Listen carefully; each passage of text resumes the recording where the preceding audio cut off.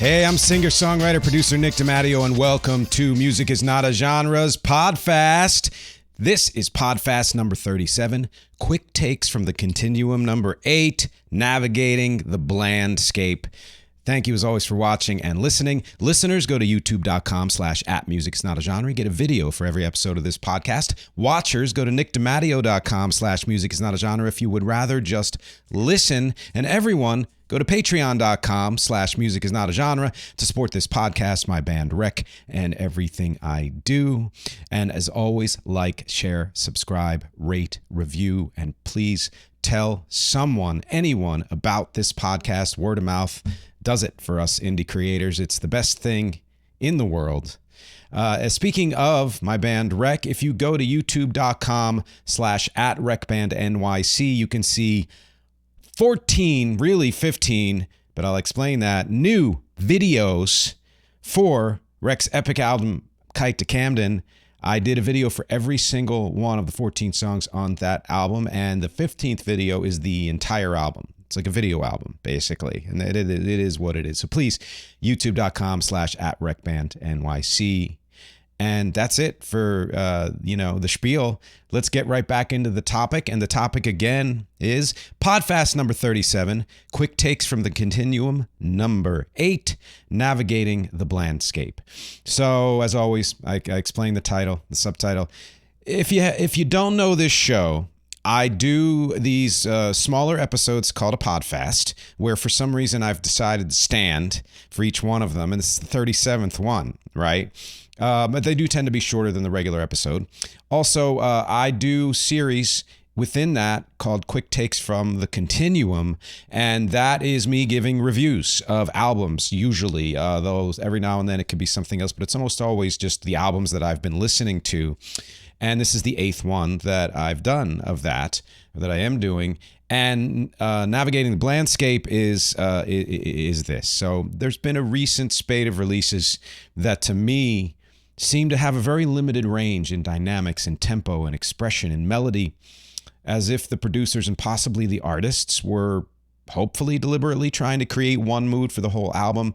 And even well-received albums, in my estimation, are doing this. Sometimes it works, sometimes it doesn't, and I've found a lot of them lately, and I am going to help you navigate that BLANDSCAPE, which I think is a word I made up. I don't think I've found it. If you found it somewhere else, let me know. That's what this is about. I'm going to be reviewing well over 30 albums. So we're talking quick takes, which is how I do it. And then conclude, things like that. In fact, the show format is, why do I take this approach? Then I do reviews of all of those releases, conclusions, including favorite releases that I've gone over in this episode, featured song, and questions. Sources here, Google, Evil Spotify, and YouTube. I actually, and every now and then an artist's website, I looked up, things like that. I actually am in the process of working with an old friend of mine to transfer all of my playlists and likes and things like that from Spotify to another service. I may go YouTube Premium. That's just kind of a behind-the-scenes thing, but for now, I'm still on Spotify. Disclaimers, of course, everything here is 100% my opinion, although it's educated, I guess, informed. All reviews are going to be short, and so they're not as in-depth as, let's say, a dedicated piece on each album. That's what the quick take is. You will get whiplash from some of the stylistic pivots here. It runs a range. So let's get into this first, part of the show here, other than everything else I just did, and that is, why quick takes? I've never really explained this. There is far too much music to absorb. Far too much of everything. I have a list of movies and books and things. I don't know if I'll ever get to all of them. I'll get to a small percentage. Music, I always get to my list, as well as TV. For some reason, I guess those are my priorities. But even that, I don't think I can get to everything that I would like to. Because I'm busy with tons of other things, I give each of these albums 1 to 2 listens at most. Some I have listened to 3 to 4 times because they're from artists I like, they're my favorites, whatever. My personal belief is that you really can't get a full read on any music, single song or an album or an EP, until you've listened to it at least 3 times. So I'm kind of going against my own tenet here, which is I'll listen to it once or twice. But that's why I call these quick takes. They're almost entirely first impressions. And I note in several reviews that my read may change if and when I listen again and again, which has happened certainly many times. And I encourage you to do that for real. So that said, first impressions do matter because few of us listen beyond them. So it's illustrative to give you that kind of review as a contrast to the more comprehensive reviews given after several more listens. Both are valid. Again, I think the comprehensive review is probably more accurate depending on the critic. Let's be frank about that. But the first impression is also a valid review. Plus, I feel like many critics can be convinced of an album's quality and merits as they get more buddy-buddy with it, which is, of course, totally valid and in many ways the lifeblood of every musician's career. Get to know us, you'll like us. But I also think that means many reviews are too complimentary and overlook the first, that first and foremost, the music has to work as music, regardless of the compositional merits and depth of the lyrics and all of that stuff. It has to work as music first. So this is something that's been a pet peeve of mine, where it's like, oh, I admire this and I applaud this and this is amazing and this is wonderful. And then I listen to it and I'm like, yeah, but the music doesn't grab me. It doesn't really work. So that's kind of why I'm doing this as a first impression, one of many reasons. All right. So unlike critics in general, with some exceptions, of course, I don't limit myself to one lane. I do both indie and mainstream, both critical darlings and also rans. Artists of all ages, artists of all styles, artists I already knew and artists I've never heard of. So with all that in mind, I'm going to dive into the reviews. It's what you came for. Again, they will be short. There are well over 30, so only a little background when needed for the more obscure artists. They may not be obscure to you. They were obscure to me. Not a ton of liner note facts. My overall impressions and my track recommendations is what I'm doing here. And as stated, I will do a short list of faves in the conclusions. So very arbitrary decision-making process here as to what I listen to. I read reviews. I get friend recommendations, podcast subjects from podcasts I listen to. They talk about an artist. I check it out. I hear songs in life situations, in a store, TV, movies, commercial even, or these releases are from artists I follow anyway and would have listened to them. I'm doing them according to release date, and then alphabetical if they were released on the same day.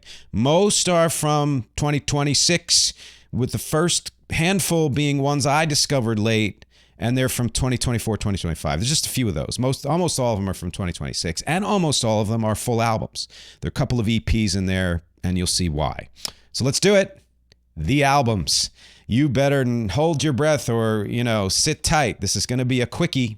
Starting chronologically, as I said, number 1, March 22nd, 2024, the Jesus and Mary Chain released the album Glasgow Eyes. They're a Scottish band, started in 1983, proto-pioneers of noise rock and shoegaze. They broke up in 99, they reformed in 2007, and this is their second album since then. I found it vibrant, energetic. These guys are in their 60s and they're killing it. Interesting, very good production that brings their sound forward with lots of electro elements, but still retains a lot of their original vibe and sound. The vocals are great. They were never my favorite band, but I always respected them. I would say this is a very strong album overall. I especially enjoyed tracks 1 and 2 and 8 through 12. So pretty damn strong album. And I put number 11, Girl 71, on my playlist, which, by the way, that playlist link will be in the text to this podcast. So if you'd like to check out what I've been listening to this year, including selections from almost all of these albums, please follow that link. It's one of those links with letters and numbers that would be, even if I recited it, you would forget it. So just check the text in the podcast text in the body. Number 2, July 25th, 2025, Folk Bitch Trio. Love that name. The album is Now Would Be a Good Time. They're Australian. They formed in 2020. They're like a slightly modernized Indigo Girls plus one. And really nice sound. Really nice sound. I think the vocals are incredible. Some of the songs are pretty damn decent. But that first song, God's a Different Sword, which is the one I put on my playlist, set the bar so high that the rest of the album fell flat to me. Again, not because of sound or performance, but because of the songs themselves, the composition of the songs. Nothing really stood out. That's the only song I really liked from the album is God's a Different Sword. There's not a ton of variation, though I'm sure the lyrics are very good. And here's a perfect example of the BLANDSCAPE thing, which is you may have amazing lyrics, and I do applaud you for that. Your performance and production, all that may be great. But if there's not a certain level of variation, at least, then it's a bit drony as far as listening through an entire album. October 3rd, 2025, I think it's the last one from not this year, the band Upchuck released the album I'm Nice Now. They are a multi-race, multi-gender punk band from Atlanta, formed in 2018, really classic punk, post-punk sound, and I do like the lead singer's vocals. They're declamatory, but she also has great melody. They're funky, but they're also very edgy and aggro. There's a surprising amount of variation, very solid songs. Not as easy to classify as the term punk or post-punk would suggest. Of the 13 tracks, the only ones I did not like were 2, 10, and 11. So I liked 10 of the tracks. And by like, I mean I clicked like. You know, I might have enjoyed the other ones, but those are the ones I particularly like. That's a lot from one album. And I put track 3, New Case, and track 12, Slow Down, on my playlist. Number 4, now we get to 2026. These are all from this year. Starting February 13, Charli XCX released the Wuthering Heights soundtrack. Some artists shine when doing soundtracks. It gives them something to think about and focus on, and it gives them a different direction to go, so they expand their vocabulary. Even if they maybe don't knock it out of the park, they still find ways to experiment and explore. This was more of the not knocking it out of the park. It seemed like there was some exploration of the, let's say, Billie Eilish mellowcore kind of feel, different for Charli XCX. There's some good stuff here, but I wouldn't call it her shining. In fact, I've already listened to some of the tracks from her upcoming album, and I really much prefer them, and I really am very much looking forward to that album. The only tracks on the Wuthering Heights that stood out for me were 3 and 6, and I did not put any on my playlist, but that's partly because of but even then, I don't think I would have. Number 5, February 18, a little band called U2 released the EP, surprise EP, Days of Ash. On Ash Wednesday. It was the first of 2 surprise EPs. I'm going to discuss it when we get to their second surprise EP. I'll discuss both of them.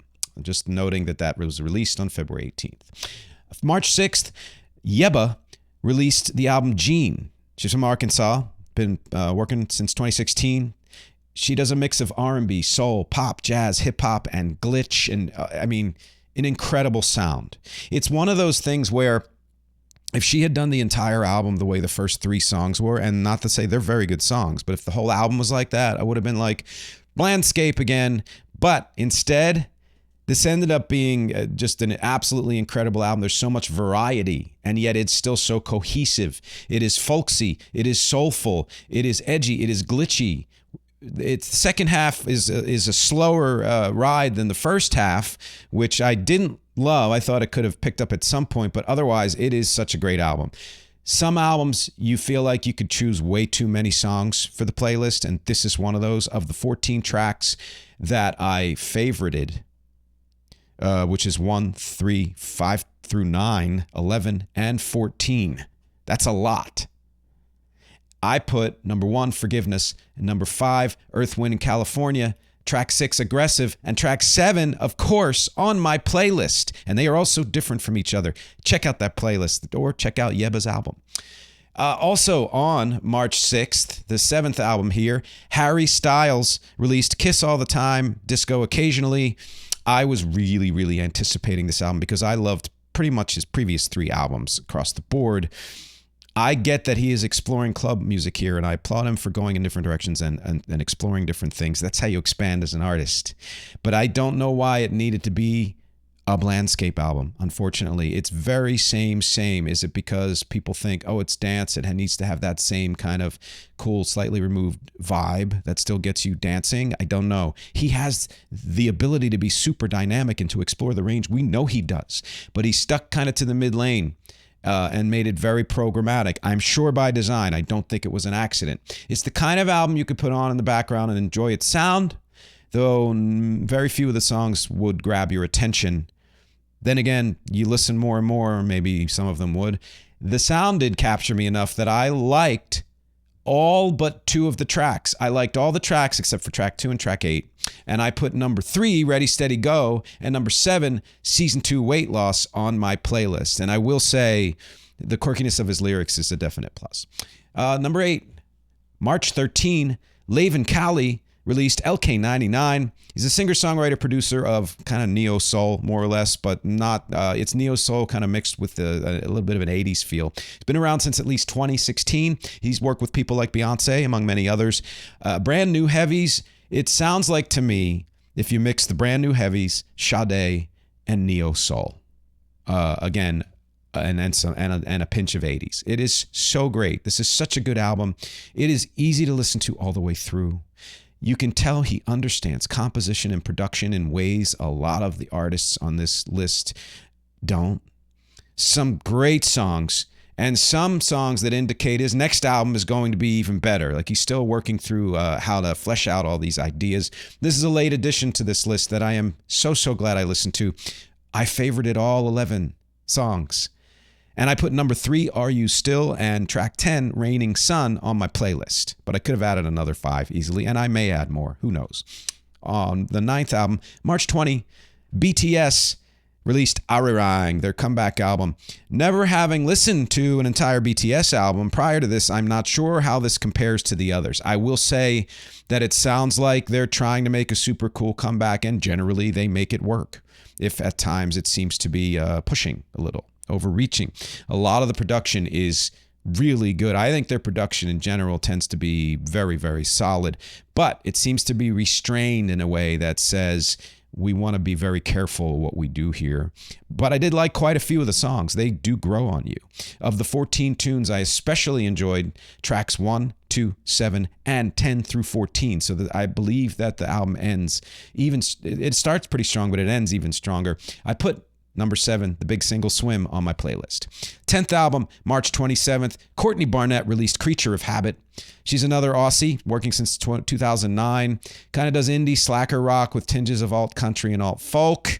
Reminds me of Sam Phillips. Look up, not the guy who had the studio, the woman singer-songwriter from the 80s, 90s, whatever. Look her up. It's a strong album. Again, really solid, very respectable, but it's to me a BLANDSCAPE album. It's a very same. One of those albums I wish that it had spread its wings more, because she's incredible. She's got such great, talent all the way across the board. So many songs almost do it, but they don't have that certain either interesting production, or the melody doesn't go to certain ways, or the dynamic range stays too right up the middle. That's to me BLANDSCAPE. And again, this is opinion, but that's how I feel. Of the 10 songs, I favorited 1, 2, and 7 through 10. So it ends and begins very strong. The middle is a bit of a drag.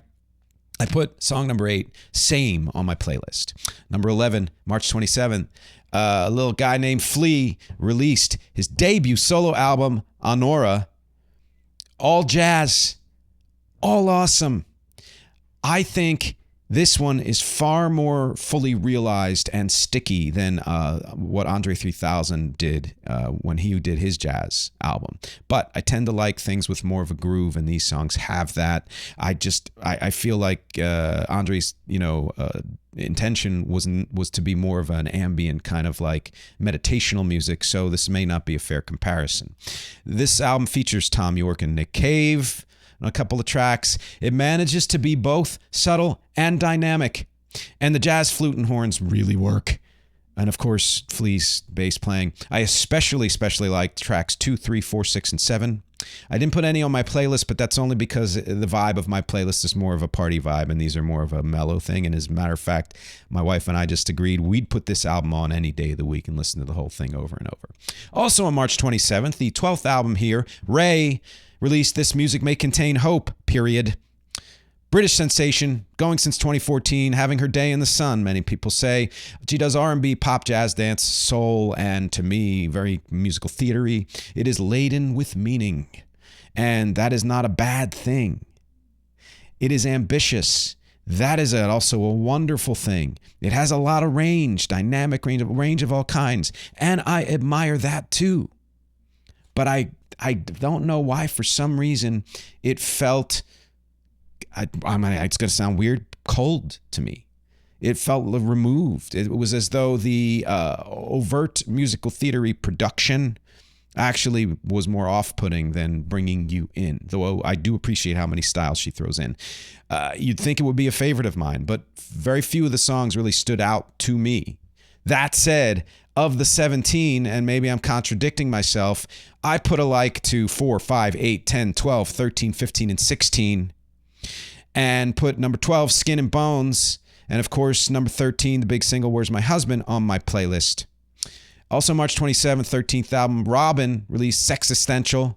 If you don't know Robyn, I'm not going to explain her. She's a Swedish pop star, working since 1989, and she never lets up. This album has good production, good performances, love her vocals, but it's one of the BLANDSCAPE albums to me. And I think for the same reason Harry Styles was just because it's a dance album. Through and through. Again, doesn't need to be. That's how people approach it. It's too same. I'd compare this also to Demi Lovato's album from last year. The sameness is deliberate, and overall, it does hold up. It's very strong. I just would have preferred more range. I liked tracks 1, 6, and 7. So not that many. I put number 5, It Don't Mean a Thing, and number 7, Sexistential, on my playlist. I actually love both of those songs. Number 14, March 27th, Tiger's Jaw released the album Lost on You. It's a band that proves there will never be enough time in one life to know all of the bands, because I'd never heard of them, even though they've been around since 2005 and are from not that far from where I was born, Scranton, PA. They do indie rock. What a nice discovery. I love their sound. It's both mature and still has a lot of vibrancy. The first half of the album, I think, is super strong, though I did end up liking tracks 1 through 4, 6, 7, 9, and 11. And I put number 2, Primary Colors, which my wife and I already sing along to in the car. That's how good the song is. And number 11, Lost on You, on my playlist. Great album. Really just good to listen to. Number 15 album here, April 3, Robber released Two Wheels Move the Soul. They're a Vermont indie rock post-punk band around since at least 2021. Fairly decent range. I like the lead vocalist. I love the sparse sound and rhythms and production. It's aggro, but it's also laid back. It's kind of like XX and Yeah Yeah Yeahs and that kind of a feel. There's distortion on pretty much every instrument and vocal, but somehow it's not grating. It works. It's very textured. It is a solid listen all the way through. I like tracks 1, 3, 8 through 10, and put number 10 again on my playlist. Number 16, going back to the beginning in a sense, and we're almost halfway through here. April 5, U2, that's Easter Sunday, released Easter Lily. So this is the second of 2 surprise EPs this year to mark significant dates in the Catholic calendar. Statements are here religious, political, social, musical, and none of this is even related to the full album that's supposedly coming out later this year, although maybe it is related. I don't know. They tend to like to mix things up and at least add something new. It's similar to the last album I'll review from an even more iconic and longer lasting band. And you may guess who that is based on the date of this recording. Except U2 to me always strives to add something new to their sound. Though that newness here I think is more lyrical than sonic.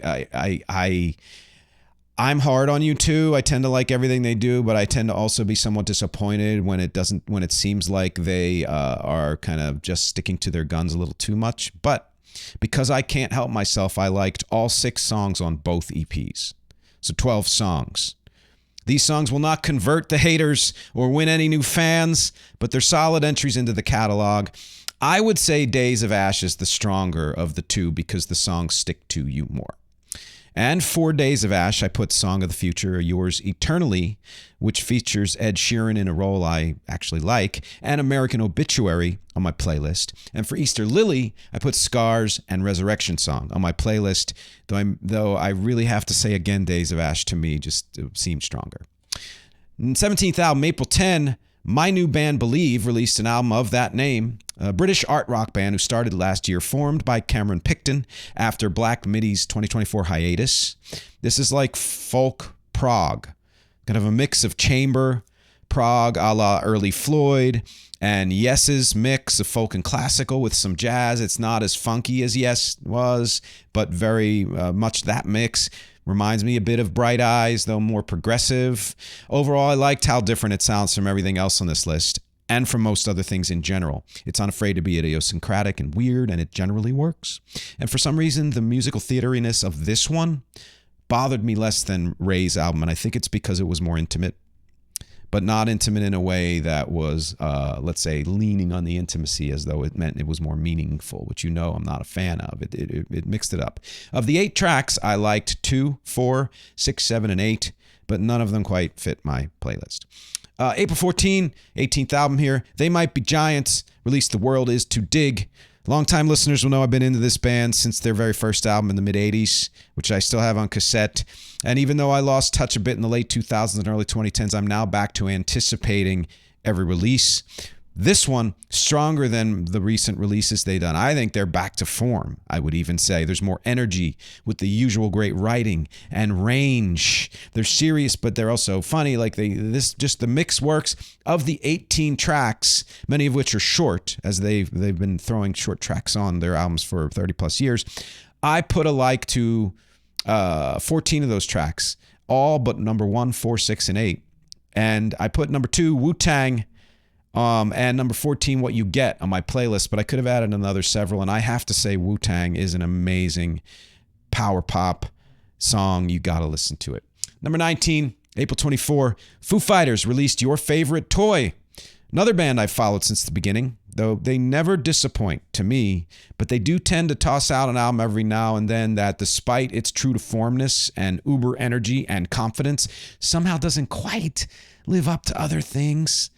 But then again, in this case, it could be because their previous 2 albums were so stellar and quite different from each other that this one was more of a, oh, okay, it's Foo. You know, it's Foo doing Foo.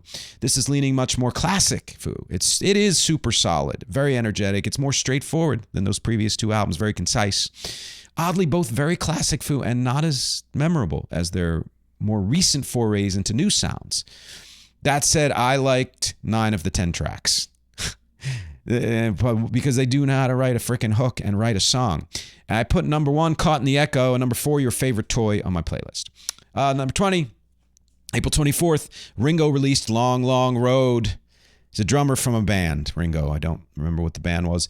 His second country album in a row. Better than the previous one, I think. A little bit stronger, although not that far off. Molly Tuttle, again, the guest vocalist, sounds great. I just always wish the songwriting was better. Somebody like that should be able to get the very best. Very little of this is sticky. And you'd think with country, you could go right up the middle and make them sticky. T-Bone Burnett was co-writing a lot of the songs, and it makes me wonder, it's the second time, does he still know how to write good songs? I don't know. That said, I like tracks 1, 2, 6, 8, and 10. Put only track number 1, Returning Without Tears, on my playlist because it featured Molly Tuttle. Number 21, May 1st, Tori Amos, released In Times of Dragons. Of course, she's been around since the 80s, really, and of course, a giant sensation in the 90s and an inspiration to many. This is a frustrating combination of, to me, too obvious and too obtuse. It's as though she's kind of returning and trying to, rejigger or rebalance the elements that she's always had. And the balance is, to me, off. There are a couple of good songs, but most tracks sound and feel better than the songs themselves are.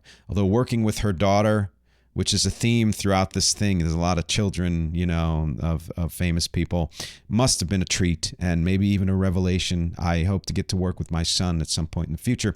It's for sure worth a listen to if you're into Tori Amos. There are 17 tracks, and I liked the sound of 1 through 3, 5, 6, 12 through 14, 16, and 17. So strong music, but none of them made my playlist. Number 22, May 1st, controversial Irish hip-hop band Kneecap released Fenian. If you don't know this band, then you haven't been following the Israeli-Palestinian conflict, and that's all I'm going to say there. This is a nice mix. I hear them pushing forward into new areas. The middle is the strongest part. This seems like a transitional album to me, which I think is the best case. It's maybe one away from a breakthrough, unless that's not what it is. Who knows? Of the 14 tracks, I liked 4 through 8, 10, 12, and 14. And I put number 7, Big Bad Mo, and number 12, Gale Phonics on my playlist. Number 23, May 1st, Modern Woman released an album called Johnny's Dream World, a London art rock band begun in the early 2020s by Sophie Harris. It's interesting. It's not my bag. If you compare this to Ray and to my new band Believe, it leans more in the direction of my new band Believe in terms of the intimacy of it, but it's one of those where to me, the intimacy is worn on its sleeve. It's a little too cabaret musical theater Kurt Weill for me, and that's kind of cool. It's just not my thing. With Spots of Power, I wished it happened more often. So the thing is, it's mostly a BLANDSCAPE album. Somebody with this kind of range could have knocked it out of the park, and maybe she will. It's again that intimate is realer, quote unquote thing. It's like if PJ Harvey made an album, but it didn't have any grit or like strong emotion behind it. I liked and playlisted only one song, number 2, Neptune Girl. 24, May 1st, again, Isaiah Rashad released It's Been Awful. Southern hip-hop dude, started in 2009. This is a great sound. He is a fluid person. That's been a very common thing since Frank Ocean, and certainly before, but in terms of the newspapers, so to speak. It's a solid album all around, if a bit over mellow to me. Clearly D'Angelo influence, which I love. Of the 16 tracks, I liked 1 through 5, 7, 10, 11, 14, and 16. And I put number 4, Boy in Red, and track 10, GTKY, and track 16, 719 Freestyle, 719 Freestyle on my playlist. Also, on the May 1st, the 25th album, You Bet, released the album of that name. New York indie rock band with a bit of granola in there. Third album since they formed in 2018. Lots of variation within this framework. It's like Nirvana if Juliana Hatfield or PJ Harvey were singing, which is fucking great. It's great vocals. Or like what the next step of Edie Brickell might have been if she had continued down a road like this. It's kind of like a more laid-back robber.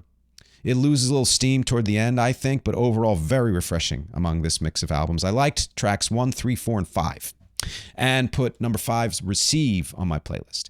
26, May 22nd, Eka Vandal released Looking for People to Unfollow. If you've been following, again, she's one of my new favorite artists. Another Aussie, started in 2013. She does an incredibly cool mix of hip-hop, electro-punk, alt, and glitchiness. Lots of hard shit in the first half, which is strong, but it takes off even more in the second half as it gets more eclectic. Honestly, one of the albums in this list with the most range. I liked all 17 tracks. And put Okay Not to Be Okay, Levitate Part 1 and 2, Do It Anyway, Ghosts, Came Here for the Loot, and Sorry Crash on my playlist. Probably the most of any album here. Number 27, May 29, Violet Grohl released her debut album, Be Sweet to Me, of course, Dave's daughter, but he did not help with this. I think he could have. Not so much for the music or the musicians. They're great, or her vocals are fine. It's the shaping the songs, fleshing out hooks and things like that. Again, strong sound and vocals, if a bit flat expression-wise. A clear whole influence, which I love, and Liz Phair also love. Generally, good dynamic range in everything except for her voice. I can imagine her really, really growing into this if she wants it, and their next album will probably blast it out of the park. I like tracks 1, 3, 5, 7, 9, 11. It's usually a slight yellow flag if I like every other song. There's a momentum or flow that's missing, or it's too much of the same thing. But I put number 3, Bug in the Cake, and track 11, Plastic Couch on my playlist. Not quite close to the end here, but getting there.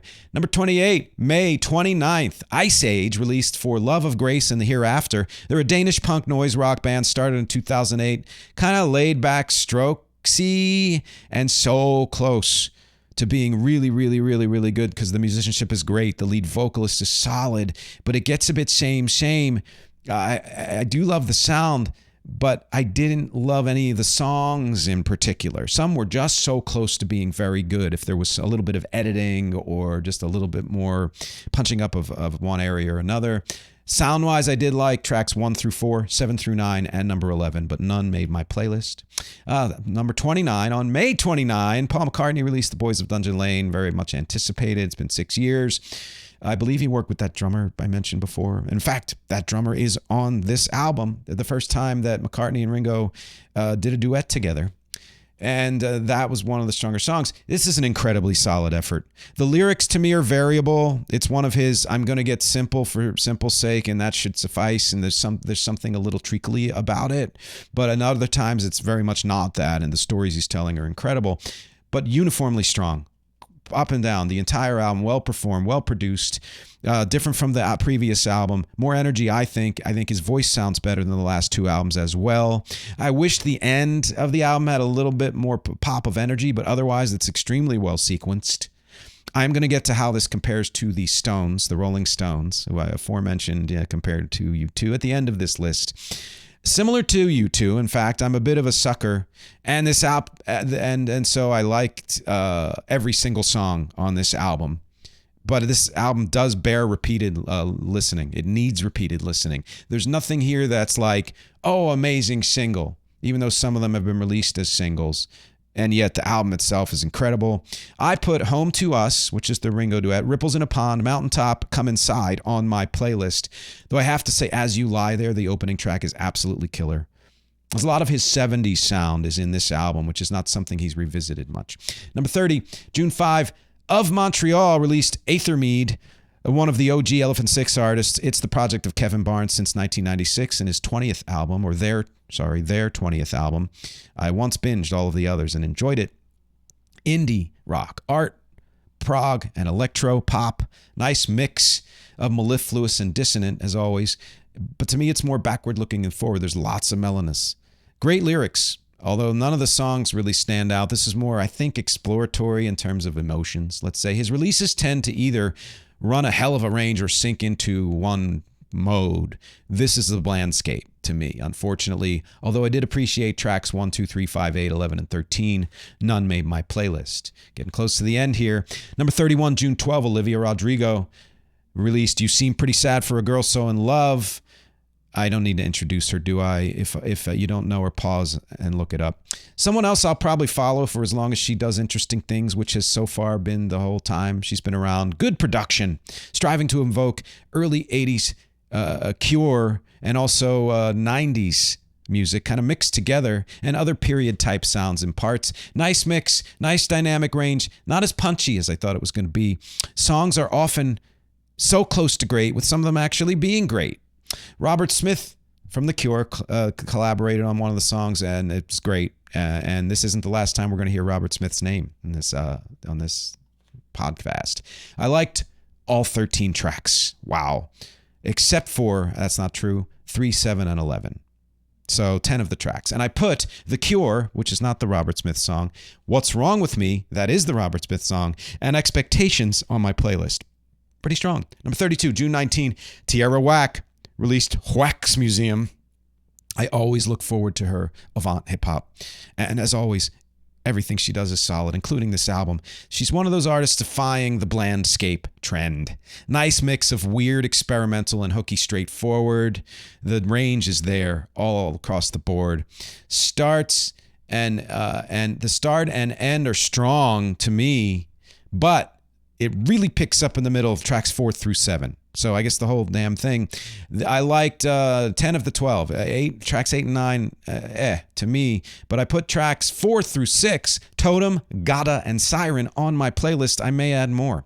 Number 33, June 26, Downtown Boys released Public Luxury. They're a post-punk band with some synths. Started in Rhode Island in 2012. They're bilingual. A Spanish-English female singer. Almost all the vocals are spoken declamation. Why you boys at the boys at the... Talking, singing that to me is sometimes very effective and other times a little too much of the same. Overall, I do like the sound, but again, a little bit too. Some of the songs are hit and miss. Although the song Public Works might be an absolute masterpiece and is worth the price of admission. And the follow, Public Luxury, is a very nice coda to that freaking masterpiece. Of the 11 songs, I liked all of them except for number 1 and 6.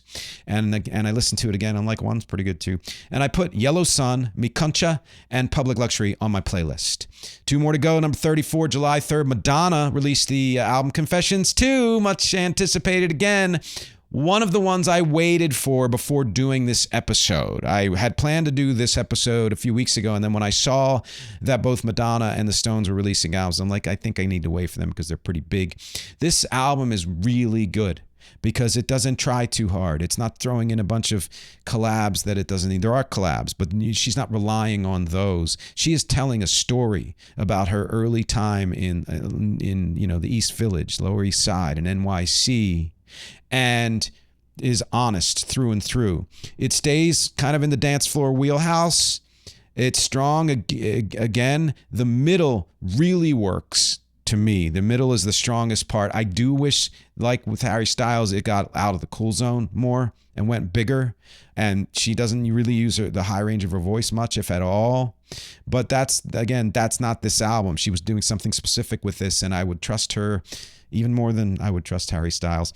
Again, stories and references that she tells about the early 80s, late 70s, whatever, all great to hear. And it kind of settles into a nice goth dance groove for most of the album, which is great. The collabs are great. That they're fine. They're fine. None of them elevate the album to me any more than it already was elevated, which is a good sign, actually. The track with her daughter, also fine, again. Last song with the slight Beatles tinges. One kind of variation I wish was more present through the album. I loved it. Of the 16 tracks, I liked 12 of them. 1, 3, 13, and 14, but then again, 1 is actually a very strong opener. I put Danceteria, Love Sensation, Bizarre, and LES Girl, Lower East Side Girl, on my playlist. And the final album here, The Stones, July 10, Foreign Tongues. The other album I waited for to do this episode, since there's no more huge releases for a few weeks or months. It's lots of the same. It sounds like the Stones. Solid production, solid writing, very middle-of-the-road ambition to me. Almost every song, again, could have stood some editing. I think that's true with most of the Rolling Stones' career. Cool guests, Steve Winwood, Paul McCartney, Robert Smith, The Cure, etc. More guests. Vibrant and broad set of sound retreads, I would call them. A lot of blues, a lot of country, a lot of, rock. Driving energy, though, with range, and more good than not. Really worth a listen all the way through. Incredible that they're still at it with this much energy and this much passion.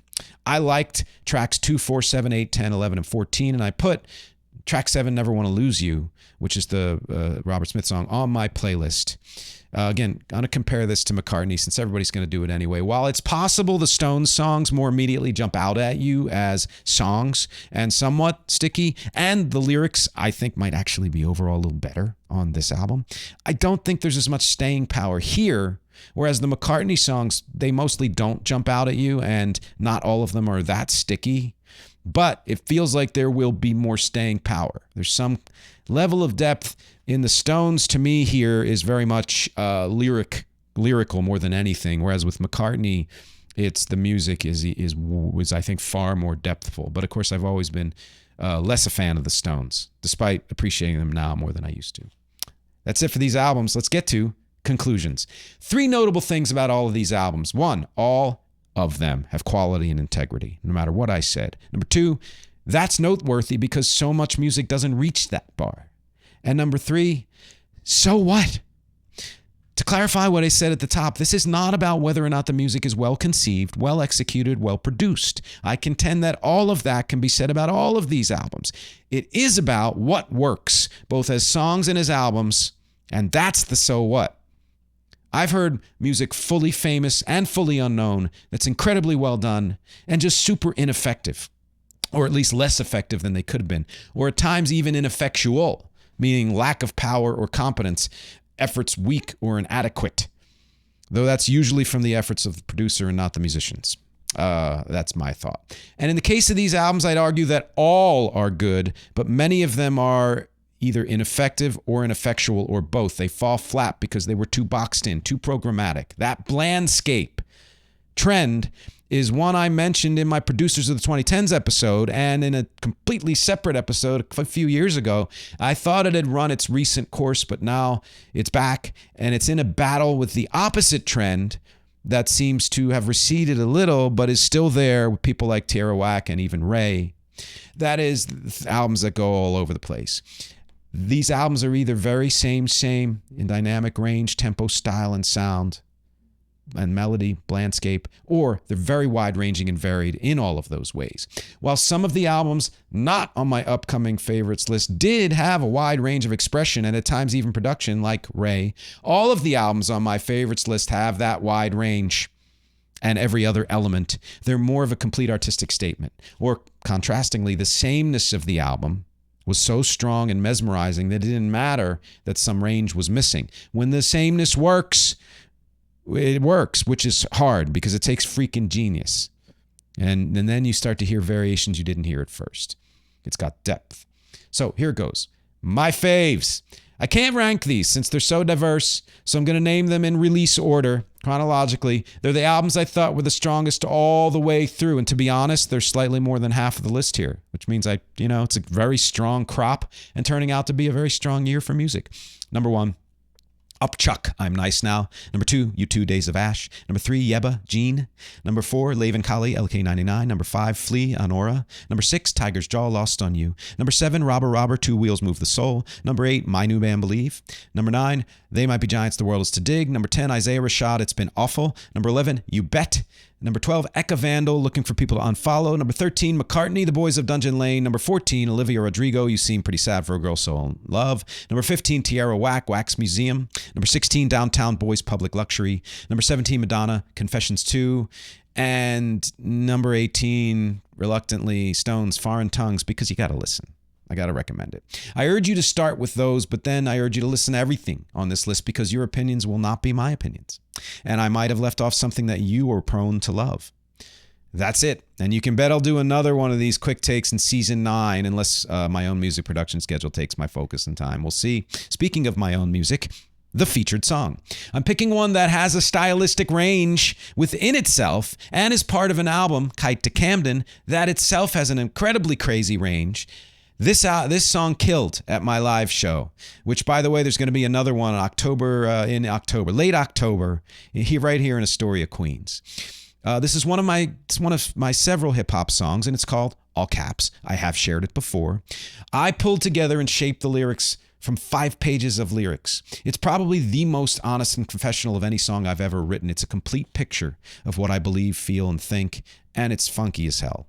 Let's be honest, and catchy as hell. I designed it to be several different styles that all transition seamlessly into each other, like the album itself that it came from. It starts with trippy drum and bass psychedelic. It goes kind of straight ahead, funky, offbeat, dissonant, neo soul, then neo soul with singing, rock-based hip hop, then noise rock, kind of stripped back hip hop, almost ragey, but not quite as driving. Even more stripped back, very old school, funky beat, boom bap, then emo core hip hop that eventually leads into the next song. As always, you can stream this at nickdimatteo.com/music, wherever you stream your music. And also check out the video for All Caps at youtube.com/@recbandnyc. It's a pretty psychedelic, funny, funky, cool video. And of course, stick around. You're going to hear it in a second. Questions? Did you listen to any of these albums? Before I mentioned them, were any of them your favorites? Do you like how eclectic the selections were here in these 35 different choices? Did you discover something you now love? Have you taken any of these recommendations? Did I leave out some you wish I'd covered? Are you able in general to keep current with your listening? I'd like to know the answers to these and all other questions because, as always, my objectives here are music, conversation, and connection. Thanks for hanging with me for this slightly longer Quick Takes PODFAST, and I will talk to you next week. Coming out of the swirl. My only half understanding where it's slipping. I don't know which end is real, both ends. Coming out of a hole in my psyche. Is this even like me? How do I know this this is me. I made up this face for the world to see. I can't see it myself, nothing here. It's not clear. It's all a purple swirl, purple fear. How can I know what an unexamined life looks like from the outside? Is it even right to take one step? Get my mind running, thinking, overthinking, slowly sinking into twisted tunnels through fisted funnels. The unexamined life. They say it's not worth living, but is it living if you're always looking from above? One room removed from the groove with something to prove. Removed from love, removed from the moments that spark life. It's not right to be outside the light in this dark life, missing more than you can imagine, than you could ever examine. I think I see it like I need someone to see me all the time, to feel plugged in and alive. I need to be watched, noticed, observed, understood, to feel worthy of feeling good. So I examine myself, cause I'm afraid there's no one else there watching or stopping to care about anything I do or shit out. Even if I blow out my whole heart and soul and split out, I still can't tell if it amounts to anything any life is supposed to be about. I take my moment, take my second, let emotion foam and let the truth wreck it. Find faith but not to pray, to keep the doubt away, to convince me I'm worth something, that what I believe and what I do is epic and true for you too. I don't need to know what's next. I find the eternal spirit in dirt and sex. All the old gods are dead. I took 3 days to clear my head. Year after year I made my confession. No matter how raw I got it, made no impression. I spit it out sweet, trying to make it rise. Like in every underbeat was I apologize for being too what, too me, too good. And if I said I'm great, believe me, do you think you would? Now you come off seeing me as desperate, even though my feelings and actions are completely separate. But I don't need to account for everything I say. When I expound, all other sounds move out the way, cause everything I say is in all caps. That's why I don't need to use all caps. Everything I say is in all caps. That's why I don't need to use all caps. Nope, nope, nope. I got stuck up my ass trying to be profound. Took me years of fuck ups to finally come around. Trick, now I'm wise, don't make me a sage. It's sick what I realized when I fully came of age. And if I moan, it's not me throwing shade. I feel pain, but on my plane, it's so much more than okay. This is a valve pipe for me to vent and cope. It's a lifeline where my dreams dying, cause I'm all spent of hope. You have to know, chiaroscuro will endure over your days. Life is precious cause of death, it's what I heard, is what they say. But I will fight to the rebirth for that not to be so. Death is dumb, don't take me first, cause I will not go. Did you hear what I did? Cause everything I say is in all caps. That's why I don't need to use all caps.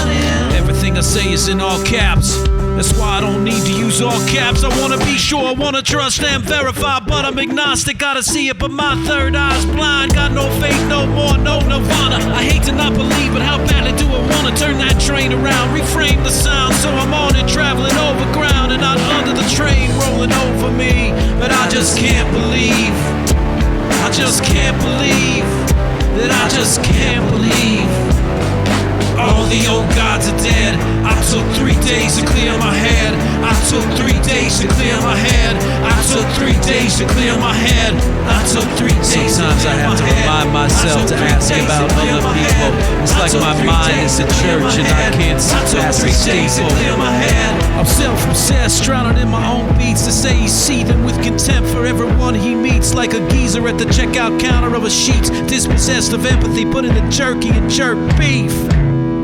I just wanna love, love is never only one thing. There are 8 billion ways to sing, no such thing. Perfection, no inflection points that direct our connected joints, to speak our common bio, to try to find the why-oh. I don't know, not just cause not one of us does. Cause we ain't dead yet until we get it. Let's not forget yet, we got stories to tell. So stop, let me not philosophize. All this lyrical sweat is getting into my eyes. You don't need 5 more dime store platitudes from someone dumb enough to rhyme that with attitude. But okay, here's my attitude in full. Every rule that don't say don't hurt others is bullshit. So is everything I said. Let me kick the soapbox and get out of my head. I get stuck up there, not a fun place to be. It makes trouble for everyone around me, hard to see from the bubble, like I'm not safe enough, self-protected. My skin is like paper stuff, can't think straight. It's been rough, I can't think straight. No. I need a second, I need my second sight to go over whatever I did last night. 1 second while I get the hell out of the light. Get down in and try to get this right. Get this right. Get this right.